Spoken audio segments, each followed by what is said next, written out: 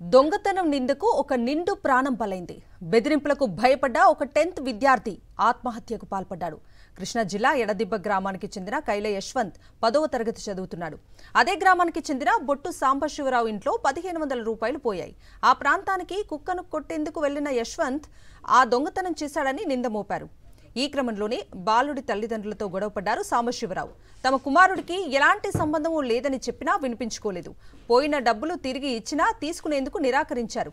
అక్కడితో ఆగకుండా తమ ఇంట్లో ఏది పోయినా యశ్వంతే బాధ్యత అని బెదిరించారు సాంబశివరావు. తన బంధువైన రిటైర్డ్ ఐఏఎస్తో ఫోన్ చేయించి మరీ బెదిరింపులకు దిగారు. దీంతో భయపడిన యశ్వంత్ ఉరివేసుకుని ఆత్మహత్య చేసుకున్నాడు. కొడుకు ఆత్మహత్య చేసుకోవడంతో తల్లిదండ్రులు రాజేష్, ధనలక్ష్మి కన్నీరు మున్నీరుగా విలపిస్తున్నారు.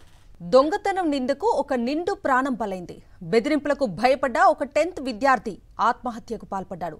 కృష్ణా జిల్లా ఎడదిబ్బ గ్రామానికి చెందిన కైల యశ్వంత్ 10వ తరగతి చదువుతున్నాడు.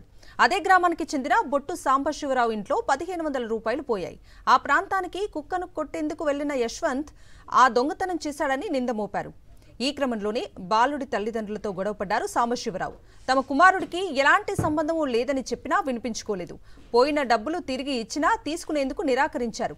అక్కడితో ఆగకుండా తమ ఇంట్లో ఏది పోయినా యశ్వంతే బాధ్యత అని బెదిరించారు సాంబశివరావు. తన బంధువైన రిటైర్డ్ ఐఏఎస్తో ఫోన్ చేయించి మరీ బెదిరింపులకు దిగారు. దీంతో భయపడిన యశ్వంత్ ఉరివేసుకుని ఆత్మహత్య చేసుకున్నాడు.